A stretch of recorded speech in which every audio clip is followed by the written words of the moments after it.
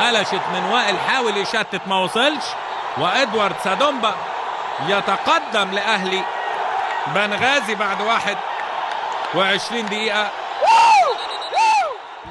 في الدقيقة 66 بالظبط وتصبح النتيجة 1-0. اتلعبت، حاول يشتت وائل جمعة، اتردت الكرة من راس احمد الزوي، حاول يشتت وائل جمعة ما وصلش للكرة. سادومبا انفرد طبعا انفراد صريح وشاطها في المرمى. قلت لحضراتكم خطير ولازم يتراقب باستمرار. ويسجل الزيمبابوي ادوارد سادومبا، عارفينه كويس طبعا انه وقت ما كان في نادي الهلال السوداني، الهدف الاول للاهلي.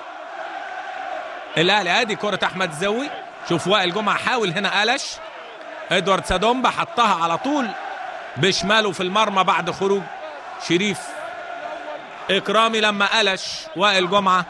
وفرحة طبعا بالهدف الاول لادوارد سادومبا، رغم النادي الاهلي كان ماسك كورة وكان افضل كمان في الدقائق اللي فاتت، لكن ينجح سادومبا انه يسجل الهدف. وقلت لحضراتكم لعيب خطير لما بيتواجد طبعا في المكان المؤثر بيقدر ان هو يسجل وبيسبب مشاكل للدفاع ولحارس